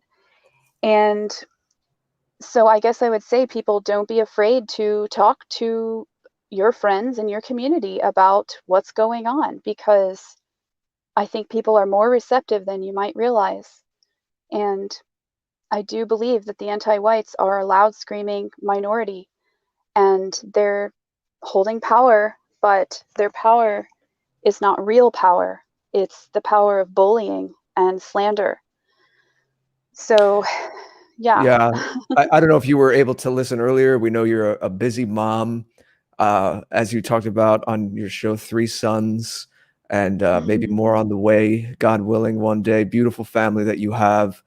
But earlier tonight, and we keep seeing in both, we're on several platforms, but I'm mainly looking at DLive and YouTube, and we keep having people telling us how they might have been more, however you want to call it, just a traditional conservative or a Trumpster, MAGA kind of person a couple of years ago, and through a series of having integrity, and we thank you all for this, for being people who follow the truth, have integrity, even when it's uncomfortable, and grow into the truth, have ended up here, have ended up in the community for White Wellbeing, in the work that we do and that our colleagues do, all the cultural and communications kind of work that we're doing, the language and the psychology tools that Jason has given us in his work and his books. So we keep seeing testimonies to that all the time. And I think that you're absolutely right. Jason and I have an eye on this all the time. And this is why we have to conduct ourselves be both noble and bold. You have to harmonize those things. Sometimes you can go too much to one or the other without the other to balance it. And people get in a little trouble there. But if you're noble and bold simultaneously, people respond to that. And we are the representatives. We are the vanguard. In your personal life, in the way you carry yourself online. Other people are watching. We know that there are people who in the chat are new young people who might be just checking it out, and they're dipping their toe in the water and they're not sure. What we talk about is a little taboo, but they come back, there's a little interest. There's low-hanging fruit. There's people that gossip. There's people that just talk about the news and say, woe is me, and look at this hypocrisy in the news for the 2 millionth time. But we're not here to do that. We have to be, as I mentioned, living in the world we want to be living in. There's mimetic power in that. There's psychological power in that. There's spiritual power in that. And all of us have to remember here, all of you listening, we have agency in this. As I said earlier, you might ask what talent you have. It could just be getting involved as a commenter. Just do something. Just do something. There's so much going on. But there needs to be, other people will see that there's action, that there's momentum, that there's a direction, and that there's positivity. So many beautiful testimonials we get too of people like, I'll give you an example. Jodie Kay from England was on last month with Jason and I. She's relatively new to these circles. She's a musician, and as comes with that, moved in somewhat more what you would generally call leftist circles. I know, again, Sarah, when you were on the after party, you spoke to your past and that kind of thing as well. And what do we hear over and over again? I'm not trying to make this sound like a commercial, but I do take it as a great point of pride that people say, not only are the ideas make sense and there's a logic to them, but the people involved in this are actually decent people. And even people who are not of European background, but understand what's going on and are supporters and allies of us, like Shazia Hobbs over there in the UK. I believe she's in Scotland. after we were on a stream together, met for the first time when Simon Harris unfortunately passed away tragically in May, she emailed me to say, you know what, Jared, some of the best human beings I've met in my life are through this. And that got me for a second. That's what we have to be. That's the standard we have to hold ourselves to. That's why Jason and I found each other and became fast friends, because we recognize that in one another. So please all do take that to heart. And Sarah here is a wonderful example of this too. Sarah, we're so glad to be in touch with you and hearing from you and everything that you are doing as well. In the closing moments before our next guest comes on, if you have any other thoughts or want to tell us about the work you do, we know that you're always, as a mother, as a farmer, as a homesteader, you give a lot of good direction and information for that kind of lifestyle. So please do tell us a little about that as well. Thank you. Thank you so much. Yeah, I completely agree. Yes, we have to remain at all times above reproach. We have to conduct ourselves in a way that we can always look back and be proud of. And I think that in doing that, it will create a resiliency. And I would want to encourage everyone to continue working to try to create a life for themselves that is as anti-fragile as possible. And additionally, yes, we have a podcast. My wonderful friend Carissa Dogo and I started a podcast called Hearth and Helm, and we talk about all sorts of things with homesteading and holistic living, a little dash of politics here and there, and it's all centered around white well-being. But for our folks tonight, I guess I would just want to leave you with, these are wild times, and I hope that all of you are taking the time to go outside, put your bare feet on the earth. Like I always say, Jared, feel the sunshine on your skin, and remember the power in taking charge of your own health, because our bodies and minds are absolutely connected, and we don't want to be, having all of this stress and anxiety if we can help it. So try to see, the good in things if you can. And it's been a pleasure to be on. Thank you. Yeah, Jared, you're speak to you. Yes, I realized I was muted. Still getting used to this streaming thing 2.5 years into it. Sarah, it's always wonderful to speak to you. Our love and best to you and your family. And I know we'll speak very soon. Thank you. Take care, guys. Yeah. Thank you so much, Sarah.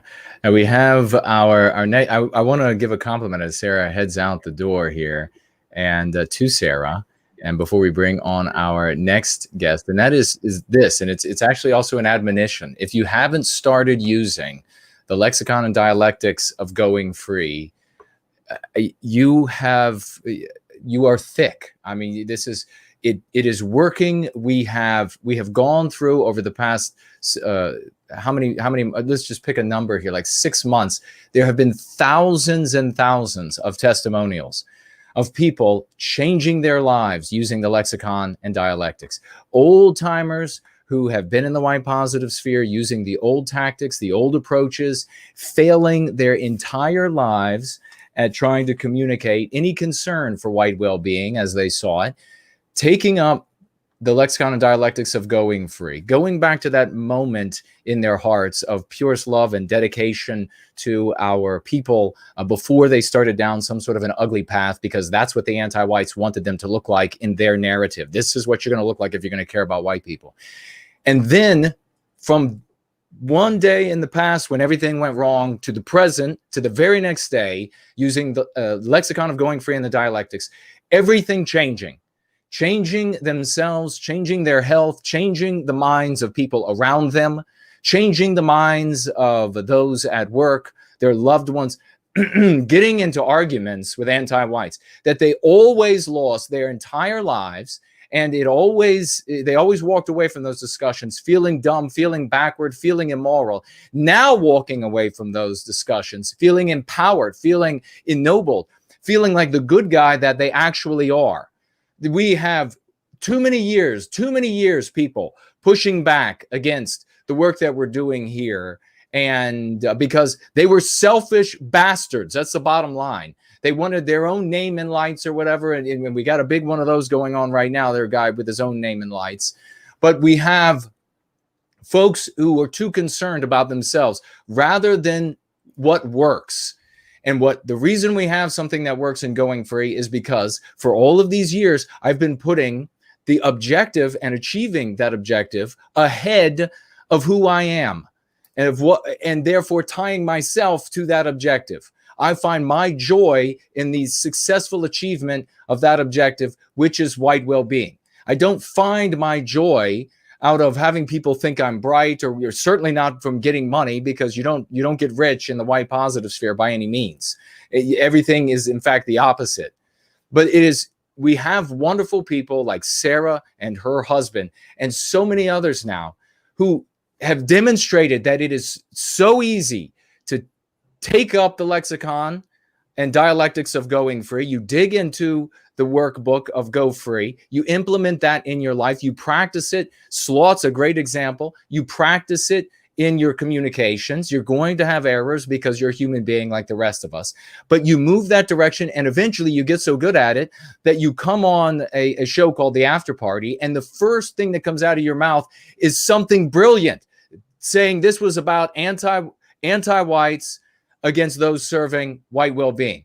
You have to frame it like this, or you're going to lose the arguments as the immoral one at the Thanksgiving table. You're going to lose the arguments at work. You're going to lose the arguments with the anti-whites every single place you go. And I'm already seeing, and this is the last thing I'll say, I think Sarah might have something else to say, and we'll hear what she has to say and then get into our final guest. We got to roll out exactly at 8, because I'm going to be on with James Edwards on his radio program at 8:30 tonight, ladies and gentlemen. But I'm already seeing idiots in the white positive sphere immediately going back to some of these old, idiotic, backward, asinine vehicles and vocabulary. Stay away from all of this. There's a video of some idiot shouting out on some street corner about some specific group of people. When you see somebody doing something like that, if you have the power to shut them down, to shut their websites down, to shut their accounts down, shut them down. There's no more time, for Christ's sake. Has it not gotten bad enough? The people that you vote for and who walk the most delicate line, as delicately as anybody with as mealy a mouths as they possibly can, are being attacked at their homes. Their families are being stalked. The anti-whites are making lists. Quit with this nonsense. And if you can get your hands on these people, then make it a physical conversation. There is no more time for screwing around. And if any one of these people have a problem with me, I'll be happy to meet them for a full contact conversation. Enough of this. We're going to go with what works, with what saves our babies, with what saves our most vulnerable members, and we're going to stand like heroes on the front line. And that's the end of it. Now I'm going to pass it back to one of these heroes. I'm going to tell you what, a little lady like Sarah Dye is doing mountains of good. A little lady like Carlisle, a little lady like Althea, a little lady like all of these ladies showing up doing wonderful things. They're doing mountains of good relative to the absolute hell that these so-called males are doing for us when they get out in the streets and they want to videotape and celebrate somebody looking as much like the bad guy in the anti-white narrative as they possibly can. So please, Sarah, I apologize. This is a time when people's characters are truly tested, and we're going to find out who people actually are. And I'm glad that you're one of those who will stand shoulder to shoulder with the other heroes in the service to white well-being. Dear lady.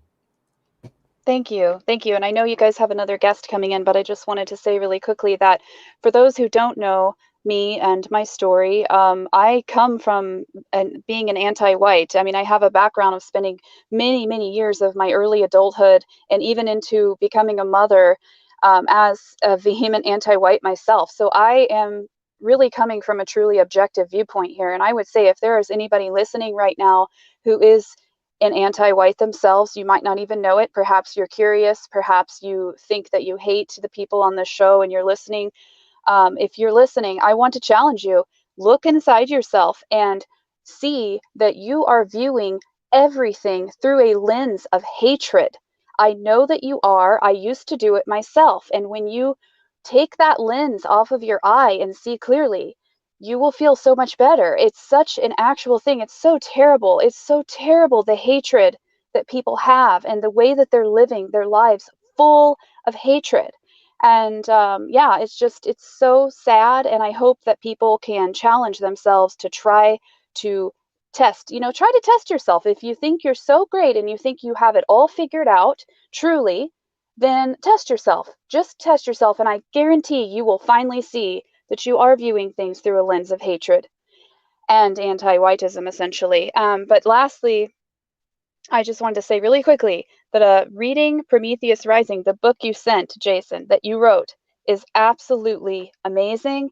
And I highly recommend it to people if you're wanting a wonderful and inspiring story. And my goodness, the parallels of everything that's going on, and especially this year of 2020 that I'm reading and seeing in this book that you wrote, it's just absolutely amazing and staggering. So thank you very much.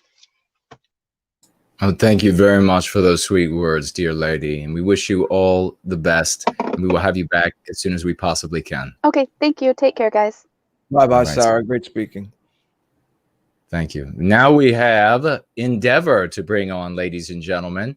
Now, remember, you can financially gift on Entropy. It's going to be on the Discipline Within WG channel. The show is still available on our website. And remember, now's the time to get used to going over to theafterparty.tv, bookmark it, and watch the show there remember, we were the first to do that. We innovated that, ladies and gentlemen. So remember all of the work we're doing here in service to white well-being. You can watch the program there embedded on our website. And I already see that we have a couple of financial gifts that we will get to toward the end of the show. If you have questions, you can ask them in the question widget over there. You can also tag Mr. George or myself on the Discipline channel, and you might be able to get a hold of us, probably more so Jared over on D Live. But remember, keep that in mind. We're going to be wrapping up, tapping out, as we say, at 8 o'clock.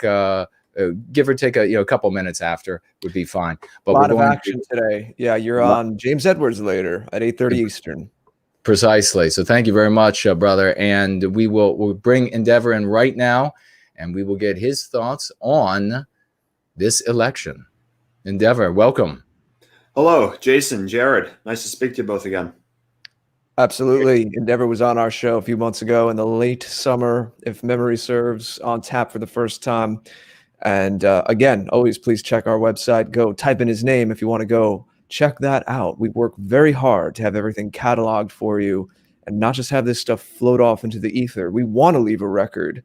We don't want to hide our tracks. We want people to see what we've done, other people in the future to be able to track what was going on during these times. Always had something interesting to say.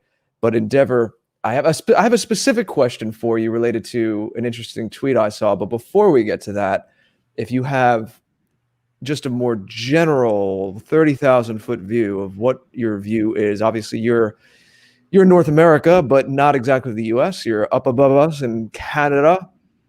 So how is all of this madness striking you at the moment? Well, I mean, it's certainly uncertain times. I'm sure all of us feel that way. But I guess my major takeaway is that this is the end of liberal democracy in America.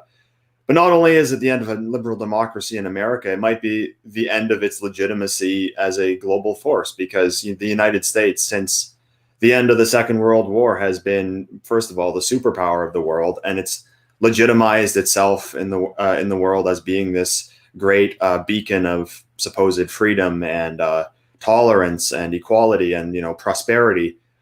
And it was seen as a system that can be brought to the world. And the post-war era has legitimized itself on that. And a lot of that is off the back of the United States. But I just look at the last couple of weeks, and I mean, we've all been through it a million times. We're seeing Banana Republic-esque fraud going on in the United States. I mean, you just have to watch Vincent James' video on just the mathematical impossibilities of some of the results that are coming out.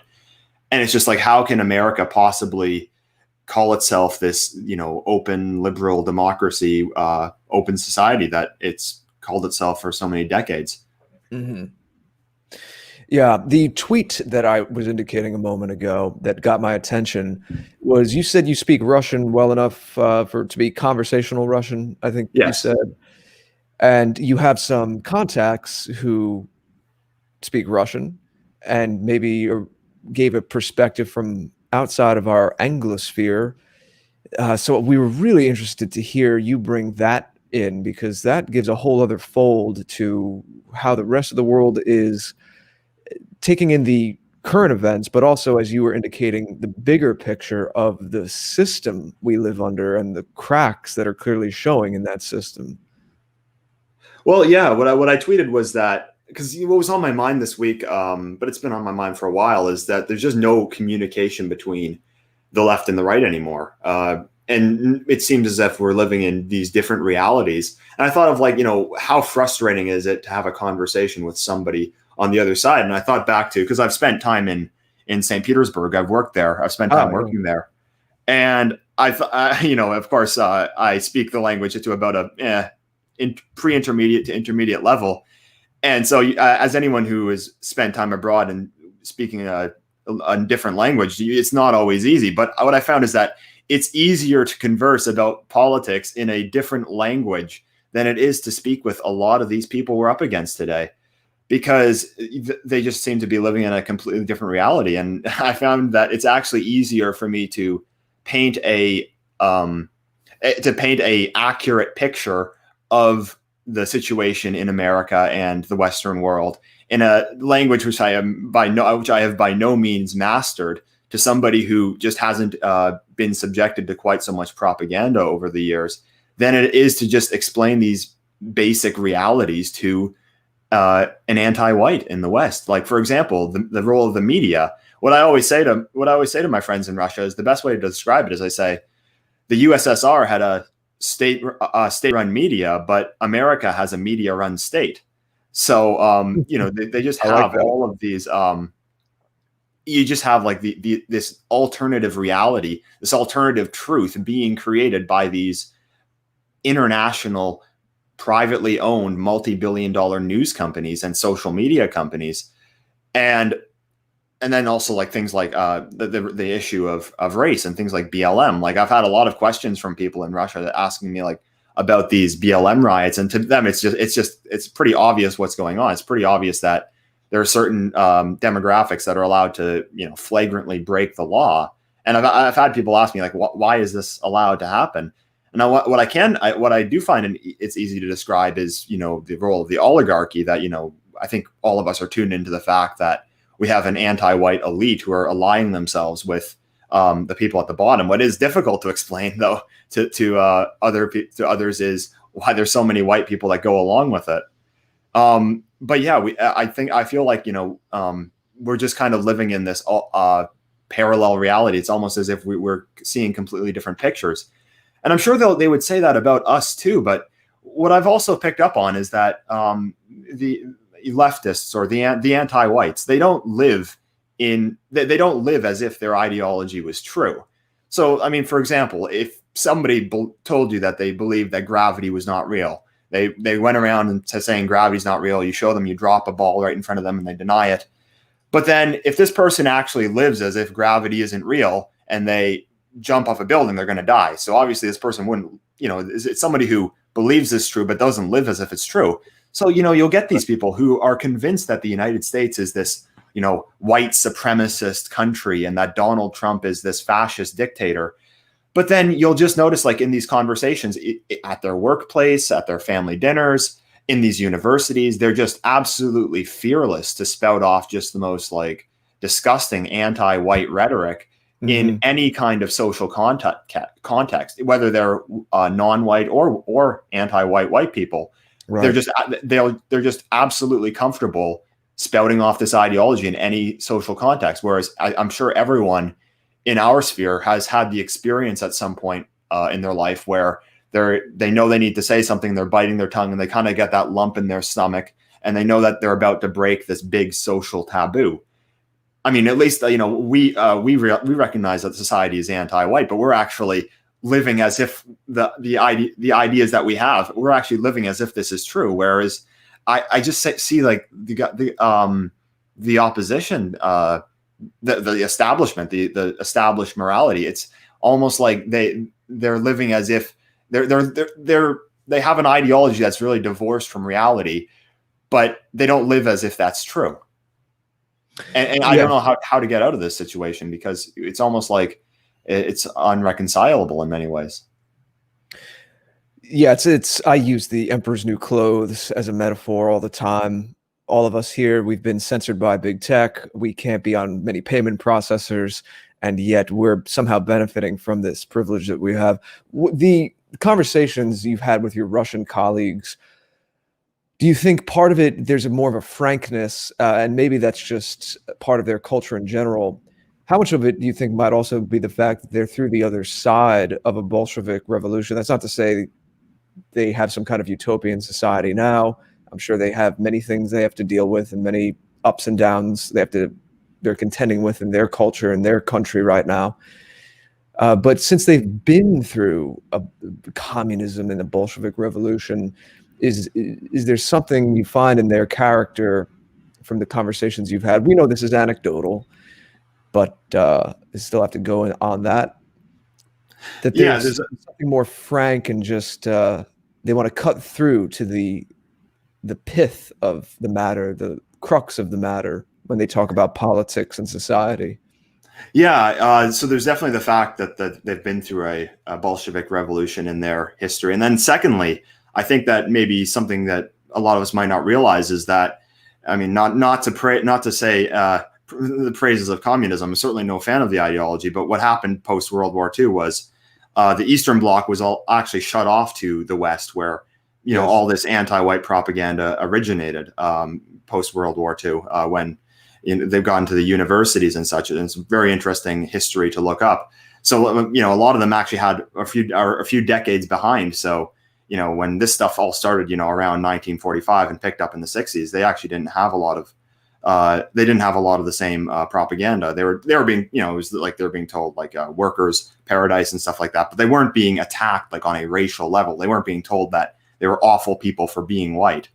And then also, I do think that Russian culture is just more frank. Like one thing you can look at is there's this cultural study called the Hofstede studies from a couple of decades ago, and one thing they measured is how implicit versus explicit society is. So when you're having a conversation with someone, how honest are you? So for example, in a country like Japan, if you tell somebody on a work project that they did a terrible job, it's going to be really offensive to them. So you kind of have to really coax the language. And I feel like it's a lot more like that in the West than it is in Russia. Whereas the practice there is if someone did a bad job, you tell them they did a bad job. If you don't like someone, you tell them you don't like them. In customer service, they don't act like they're your best friend. So there is kind of just this more frankness. And I do think that does just really help cut through a lot of the bullshit, really, because one thing that I think gets a lot of our people in the West is that we just don't want to come across as breaking some kind of social taboo. We don't want to make a scene. So we just kind of just go along with, when one of your colleagues or a classmate or a family member just says something that's completely like anti-white and not factually backed up, we feel like we're being rude by challenging them on that because we don't have the cultural backing, but we also just don't want to make a scene. But I do find like, in these cultures where people are a lot more frank and a lot more open about just being honest, they don't try to make everything overly polite. It is a lot easier to cut through obvious lies. Yeah, of course, it's contextual as well. A lot of that social harmony, not necessarily a bad instinct. I'm a big believer that our instincts are just our instincts, and they can be boons or they can be ways that we're vulnerable. They can be vulnerabilities. What do you think about ways forward and what could be positive in all of this? It's a time of revelation. Again, when we first had you on the after party a couple of months ago, we really focused on your work, which centers around your critiques of the Enlightenment. You have video series on this, and really try to dig deep into the ideologies and the philosophies that have been percolating for centuries, really, that have set all of this up. So knowing underneath the tip of the iceberg that you have a fair amount of knowledge and you've turned a fair amount of your thought to such things, I'm very interested to hear in our closing minutes, someone like you who has that perspective, how you square that with what you're seeing go on right now. Is it a bottleneck even through the chaos? Is there something almost exciting to you? As someone who I would believe, I don't want to speak for you, but from what we spoke about and knowing your work, probably wants to see a lot of the false premises of the last several centuries modern thought perish.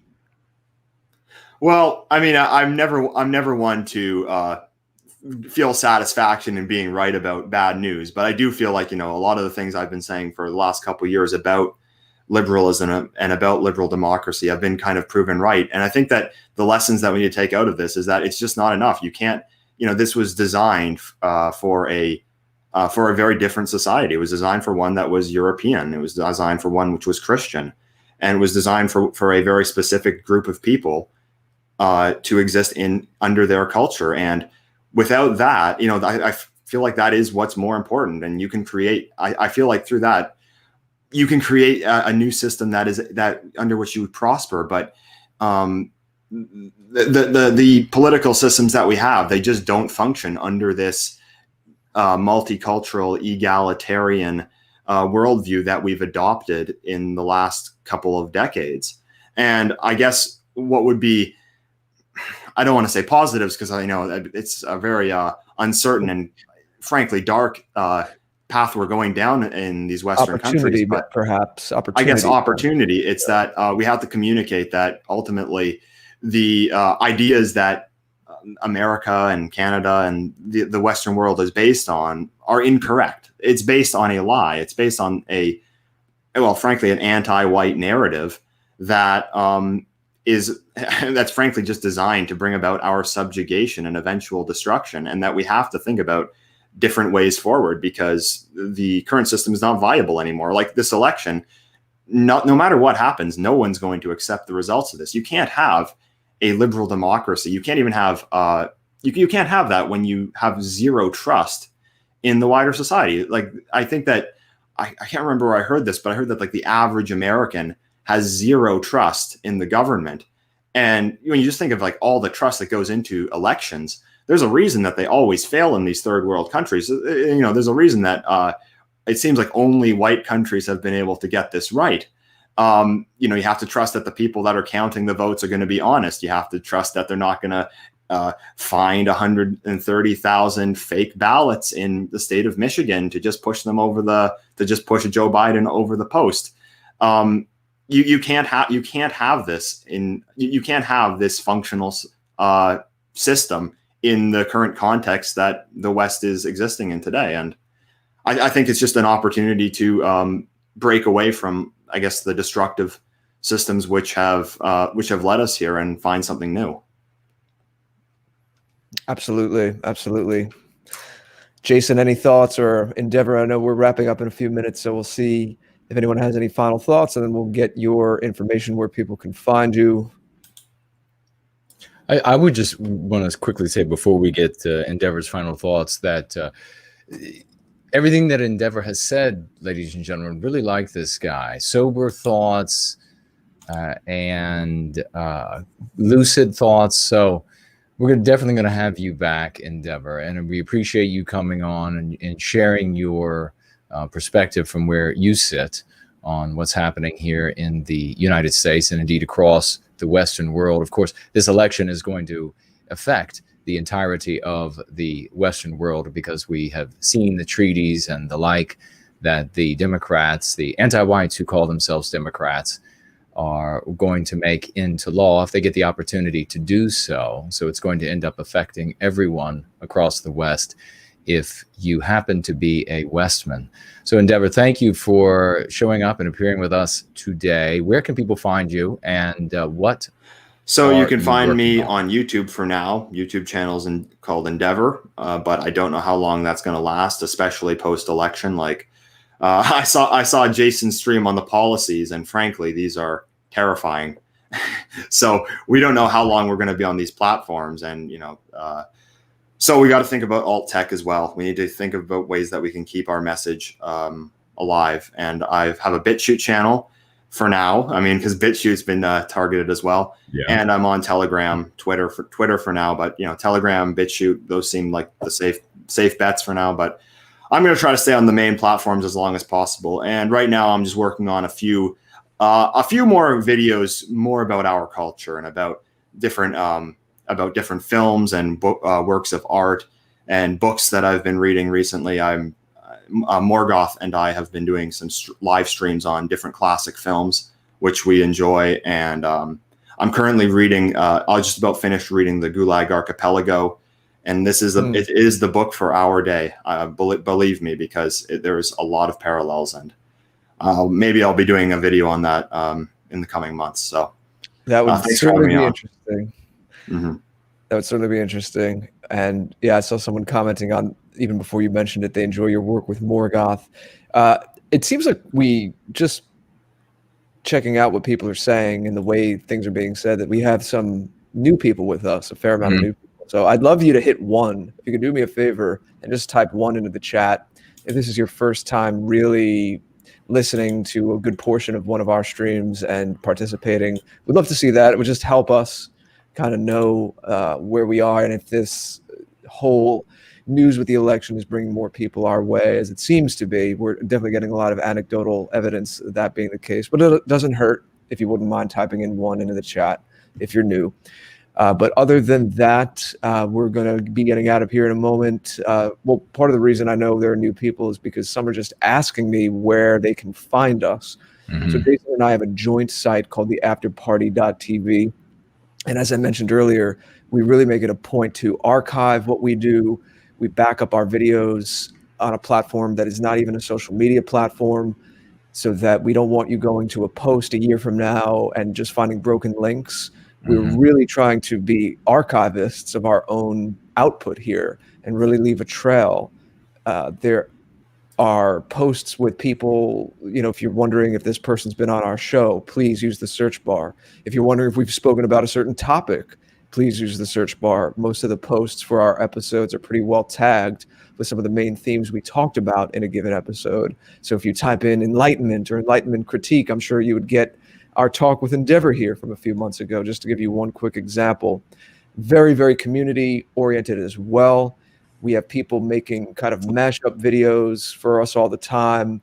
Jason puts together a Friday night hangout where we listen to original music being made from people in our spheres, and sometimes poetry and videos as well. So that's all on the afterparty.tv.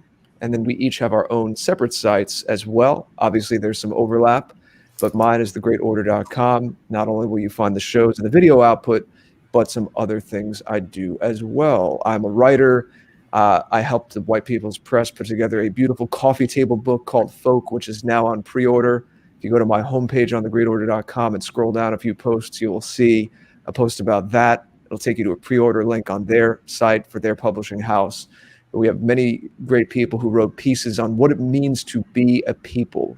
And it's done in a beautiful presentation, visually rich with over 200 illustrations and paintings. I have a piece in there, actually a short story, first time publishing a short story. Jason has a piece in there as well. He's actually the lead-off piece for the book. Ricardo Duchesne, noted professor and author, actually wrote the foreword. We're very honored to say he agreed to do that. And I have original music coming out myself. We're just doing a lot of cultural and communication type of work to foster community, to give people psychological tools and language. That's really been so much of Jason's work, his life's work. So that's what's going on here. Jason, please tell people a little about you, and then we will close out for tonight, but we'll be back very soon. Well, let me go ahead and say thank you so much to Endeavor for appearing with us. And we will bid you adieu, my good friend, a gute Nacht, and safe travels. We'll talk to you very soon, brother. Thanks for having me on. It's always a pleasure. All right. Thank you so much. Bye-bye. And we will get to your comments, your questions, or rather your financial gifts really quickly here. But I want to give a big debt of gratitude and thanks to Mr. George.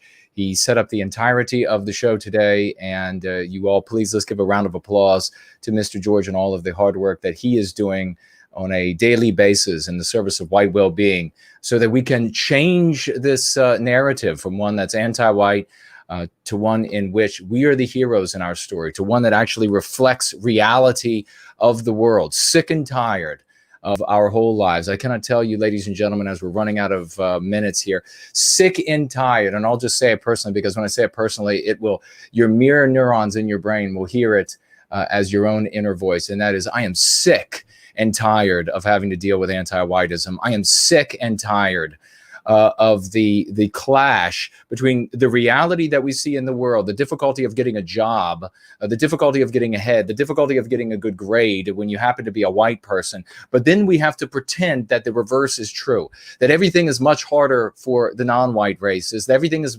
much more difficult for them. And it's much more difficult for them because we are somehow benefiting from it. We know that the reverse is true.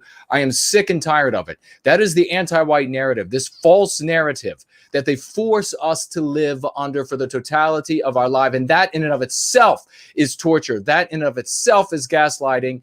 It engenders psychosis, and I am sick and tired of it. It is the exact same thing that as the anti-whites in the streets, foaming from the mouths like raving lunatics, wanting to put an end to all of this anti-white slur, white supremacy, when there isn't a goddamn trace of it, not a scintilla that can be found anywhere in society. The death of reason, the death of everything Aristotle and Francis Bacon gave us, and many others, ladies and gentlemen, that is what they have brought to us. That is what we've had to endure for the totality of our lives. They just, every time we turn around, what more can you do for them? What more can you be fleeced of for them?